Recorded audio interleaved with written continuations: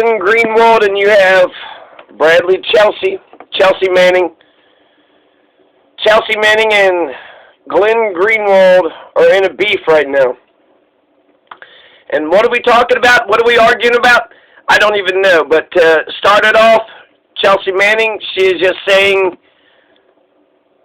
Glenn Greenwald, I don't have $10,000 right now, but if I can get it, I want to send it back to you from a donation you once did.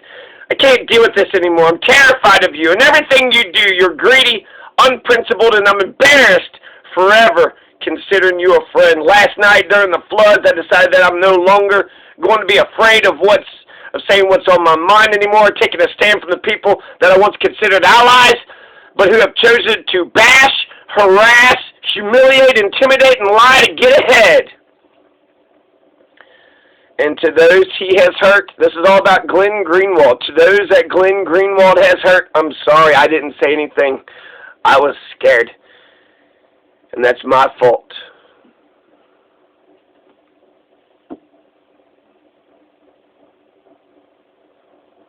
So Glenn Greenwald was bashing and harassing and humiliating and intimidating and lying. When was Glenn Greenwald bashing and harassing and humiliating and intimidating and lying to get ahead? When did that ever happen? Here's a Democracy Now! Report from 11 or 10 years ago when Glenn Greenwald was sticking his neck out. Chelsea Manning is a free person today because of Glenn Greenwald. If it wasn't for the reporting, Chelsea Manning would have just been a blip in history. Nobody would even thought about what? There's a member of the military who wasn't a good, obedient soldier and then got fired for it or got thrown in jail for it.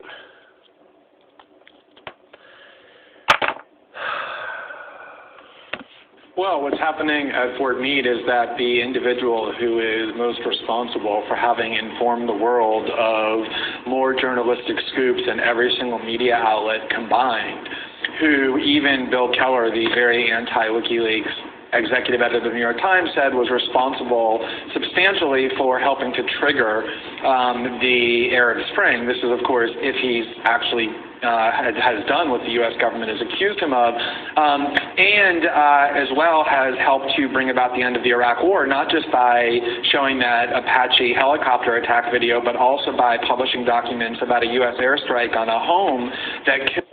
Here's a good comment, because a lot of this is just like Dominic Schwab. It takes guts, but you'll feel cleaner. You will never forget to cover your back because cruel-hearted people are actually the insane ones.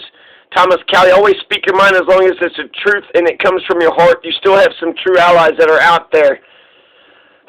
There's a disinformation war going on against Glenn Greenwald. Sad to learn that even those who called him friends now drop him. Hope you gain information, not just through the media, but directly. Talk directly to him. Stefan North is pleading with Chelsea Manning. Chelsea Manning has already done damage to Glenn Greenwald, so I like Chelsea Manning. Chelsea Manning told us the truth when we needed to hear the truth. Chelsea Manning being the whistleblower, you're going to speak about Julian Assange, Chelsea Manning, and, Edward Snowden in the same breath because they're all fighting against the same, totalitarian, fascist, tyrannic enemy. They're up against the same. Do we have a freedom to speak? Do we have the freedom for journalism? Do we have the freedom for, in the information age? Do we have the freedom to information? And so Glenn Greenwald, he says this: I haven't spoken to Chelsea Manning since 2018. 3 years. She posted accusations today claiming that she's terrified of me, insinuated that I abused or threatened her. To refute that, read all of our communications since 2016. Her only grievances are about my politics. And then he goes on to say something else about the only thing worse than false accusations are ones so vague you can't even respond to them, allowing people's imagination to do the work. That's the standard now in left liberal politics. Her false claims went viral and produced tabloid headlines like this. And the headline is, the Daily Beast says, Chelsea Manning says she's terrified of former pal Glenn Greenwald. So this is a train wreck. Everybody's watching this shit because this is Chelsea Manning is having a breakdown. Is there a legitimate claim behind it? Because it seems like it'd been easier for Glenn Greenwald just to say, hey, you know, Glenn, he called me a dumb, stupid bitch. You know, he said, you're a stupid bitch. And, you know, then he kicked my dog, right? If there was, like, specific, these are the two fucking things that happened. But he's right. They are vague. He's having to write and type and then release all this information out to the public just to let the public know what the hell is actually going on. And at the same time, he's sitting there, commenting about a whole bunch of other issues. One comment that he said kind of, got not in my crawl in a bad way, but it got in my crawl in a good way. That damn thing got in my crawl in a good way. He had said that this is just what the left wing does. They denounce each other, right? Do you denounce them? They denounce each other. They have a circular firing squad. They denounce each other. And then they self-immolate. So, I denounce thee, I denounce you, I denounce you, and I denounce you, and you, and you, and you, and I denounce all ye. I denounce thee, and ye, and we, and me, and she, and he. I denounce all of thee. So where are we at? Where are we going to go with this? Let's listen to some more. Glenn Greenwald saying that Chelsea Manning has broke more stories than most journalists. This is 10 years ago. They killed 6 children, or actually they did a night raid that killed 6 children, and the U.S. then airbombed that house to destroy the evidence so that they could lie about what took place, which is what the Iraqi people learned about with the release of these cables that caused the Maliki government to refuse the release of immunity, has done more to inform the world about so many things that we ought to have known than any single person alive.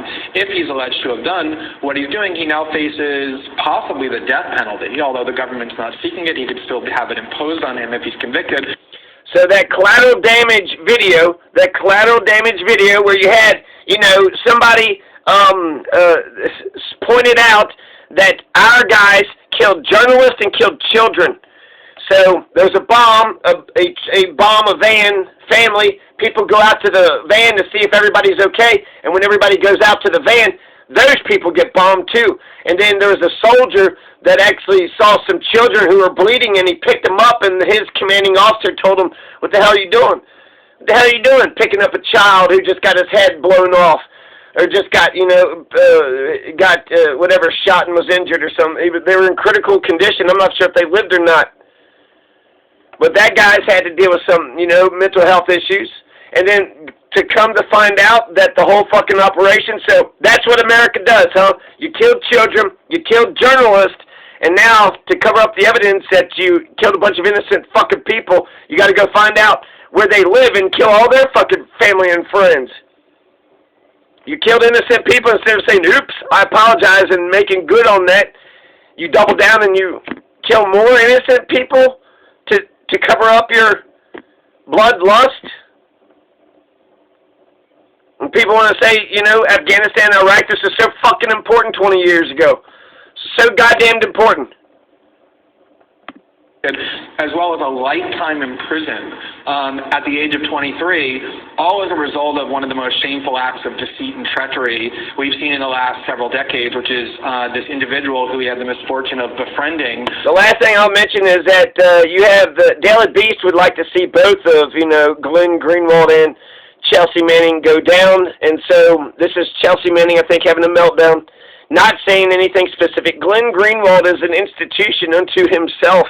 He, I just read a whole bunch of shit on Twitter today. He just fucking types and types and types and types, so he just comments on anything and everything, and he's everywhere, and he's an important voice because he's built that trust up with his audience.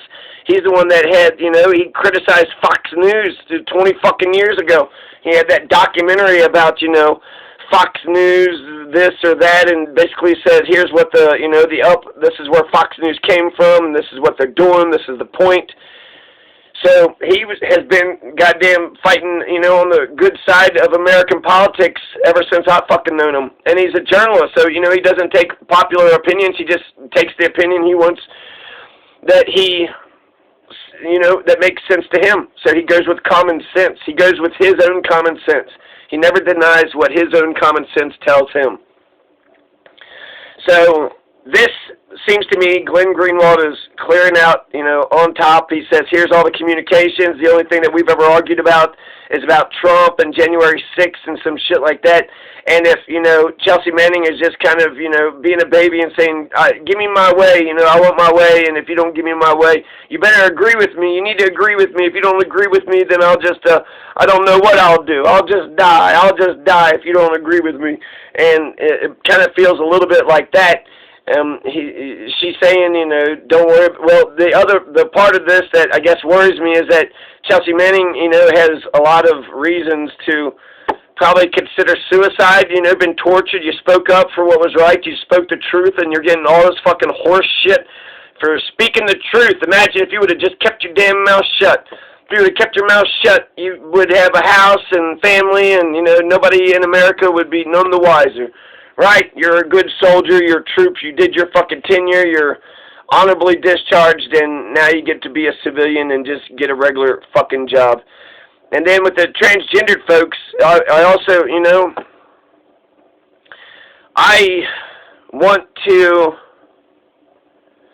I feel sad when I think of Bradley Manning, and I don't know if this is like, but, she chopped off his dick. Talk about self-immolation. Talk about making, grinding a person down so low. It's okay you feel feminine. It's okay you got estrogen. It's okay you want to cross-dress. When you start doing that surgical stuff, that surgical shit, chopping your dick to make it look like a vagina, twisting your vagina to make it look like a dick, getting some breast implants. What are you doing? It's weird. And so it makes me scared for Chelsea Manning because I think she made a bad decision, and I think suicide is going to be right around the corner because too many people gave accolades, and I was actually just looking at the handle XY Chelsea. XY Chelsea, yeah, I like that handle XY Chelsea, but that's accurate. XY Chelsea, your chromosome is XY. You're biologically a male. So, Glenn Greenwald. Well, we can listen to some Chelsea. I guess I'm just worried about Chelsea because I think Chelsea's in the wrong here. I think Chelsea's having a meltdown. Chelsea needs to be listened to and respected. We live in a dog-eat-dog American culture, but if Chelsea, who gets, Chelsea's a celebrity. So when Chelsea, wrote all this stuff, you have 100 people just saying, right on, Chelsea. You preach, sister. You speak your peace. You speak your truth. Not knowing what the hell is going on or what the hell, and it looks like it could be bots. It could be fucking, people that just trying to fuel disagreements between people. So let's listen to some Chelsea. Chelsea. I want to see Chelsea that's not on mainstream media. Okay, we'll do Democracy Now! Let's listen to some Chelsea for a couple minutes. Chelsea, what Chelsea did was something historic. Major historic thing. America is so fucked up that, we didn't look at Vietnam. Muhammad Ali is a hero. All the people that was against Vietnam are heroes. So who is the hero of Vietnam? The pro-war side? Nixon? Oh, remember when the great Nixon escalated Vietnam, even though we lost the thing and it didn't matter and we ended... Remember when the great Nixon... No, it was all the anti-war people. It was all the protesters, the anti-war. It was the Black Panthers. It was the sexual revolution, the green revolution, the consumer revolution. It was all the revolutions.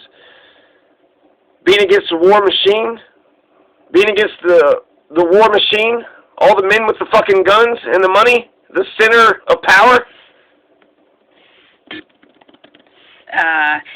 In the midst of you being held in solitary confinement, I want to turn to John Bolton, who the president has named to be his next national security advisor.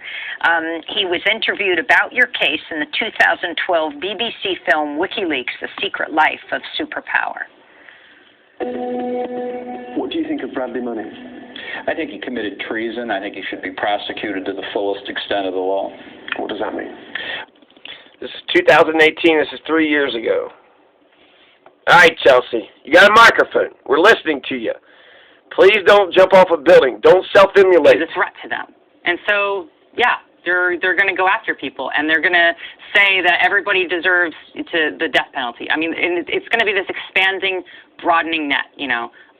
John Bolton, as UN ambassador, bolstered, you know, the neoconservative movement in building, you know, this was during the time of, you know, the CIA and expanding into torture. Like, they're trying to cover themselves up, and they're trying to protect themselves, and they're trying to. Of course, they're going to claim that anybody who challenges them is a traitor. Everybody who goes against them is against, you know, the state, and anybody who's against them is worthy of, you know, going away. Well, let's go to Vice President Pence just last year, describing you as a traitor on Fox News. Private Manning is a traitor and should not have been turned into a martyr, as Senator Cotton said. Private Manning's actions compromised our national security, endangered American personnel downrange, compromised Amy Goodman trying to get Chelsea to cry with our forces by leaking 750,000 documents to WikiLeaks. Your response to Vice President Pence? I mean, is this surprising? I mean, these are, again, I'm challenging these people. These people need to be challenged. And they just say these words. You know, at the end of the day, they just keep saying these things about all kinds of people. You know, words like hero, words like traitor have lost their meaning. You know, everybody is a traitor in this world. You know, James Comey, Hillary Clinton, you know, Donald Trump, like everybody is it gets to the point where, you know, it's almost like it's not about, like, anybody who I disagree with becomes this label. And that's the problem with the establishment, is that anybody who's not the establishment is a threat and needs and has violated this or violated that, you know, whether it's immigrants, whether it's whether it's people, you know, impoverished, whether it's just so many of the most vulnerable people are getting called all kinds of different words, criminals, illegals, you know, like this is the language of power. So is it surprising that the language of power would be used against somebody who actually challenges it? Chelsea, one of the issues that we've covered for years when you were in prison was your battle against the prison authorities around their treatment of you as a trans woman. Talk about what happened, how they treated you, and the whole issue of health care for trans prisoners around the country. Right. So systems like prison and the military and police treat trans people, I mean, governments do this as a whole. They treat us as an administrative problem to be solved somehow. And it's at the whim of some, you know, usually some authority or some legal position that we have our entire lives be policed. You know, there's what uniforms you wear, what type of clothing you have access to, how much health care you get. And these are all determinations that are being made arbitrarily. You know, whether it's, you know, giving us health care, you know, and telling us which types of health care are available, or what that is. So the problem is that these are systemic problems. You know, and one of the more deeper systemic problems is the fact that trans people are disproportionately imprisoned. You know, we're one of the most, you know, targeted groups, usually for petty offenses like, you know, sex worker related offenses, and just we're policed based on gender and how we look and how we act. You know, the walking while trans, if you will. And we need to stop, like, that needs to be more of a focus, is why do we have so many trans people in our prison system? Why do we have so many people who are trans in jail? And, you know, why don't we focus on, on dismantling the prison system that is in which we're placed in these, situations. Can you explain your own experience, what you were fighting for? You were held in an all-male prison, is that right, at Fort Leavenworth? Right, and most trans people are held in one of that differs from their true gender. You were fighting for hormone therapy. Talk about that battle and ultimately winning it. I mean, well, I barely won it. I got access to hormones, but I mean, it was arbitrary. It was based on some signature, and only after a major lawsuit.